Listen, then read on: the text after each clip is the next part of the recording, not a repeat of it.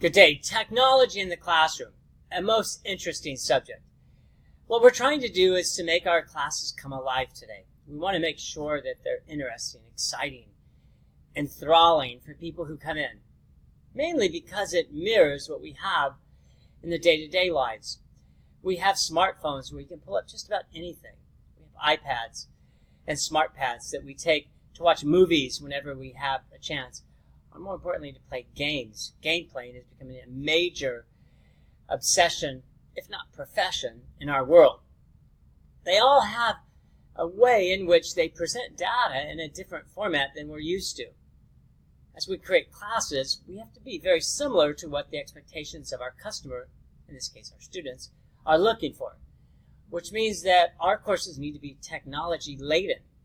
We have to have technology in our course that makes the information pop off of the page in a way that enthralls the audience so that they want to continue to pay attention to what we're saying.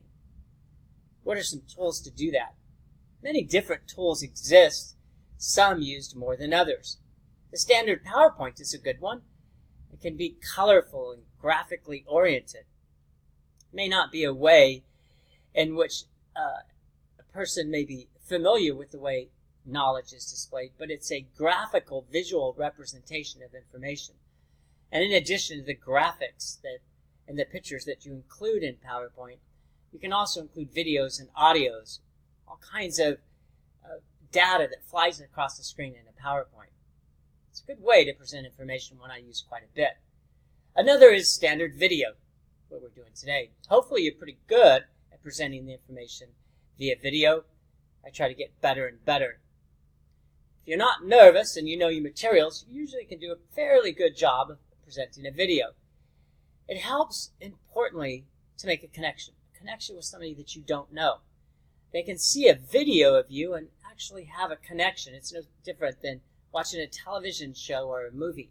You feel like you know that person just because they've been in your home. They've been on your screen. So videos are excellent, and they're very cheap. Most of the video technology today is free. They sell ads, so then you get the product for free. And you can do videos upwards of, in many cases, 15 minutes. Screencast-O-Matic, which I use, allows you to present a video for 15 minutes. You can pay an extra charge, and then you can do some type of editing, but as long as you get it in the first take, which hopefully like today we do, it works out pretty well.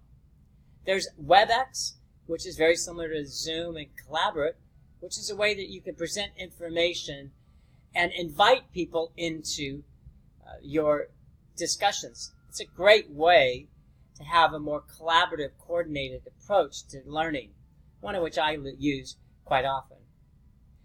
Finally, anything to do with the way that information is presented can really enhance your approach and your success.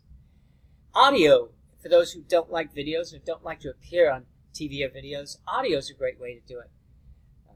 Voicethread is another tool that you can use that's free. Present your information in very much more of an audio tone. Those are just some of the tools that exist today. There's certainly more, but the goal is to be more familiar to your audience, to be somebody that they know because they've heard your voice and seen your face.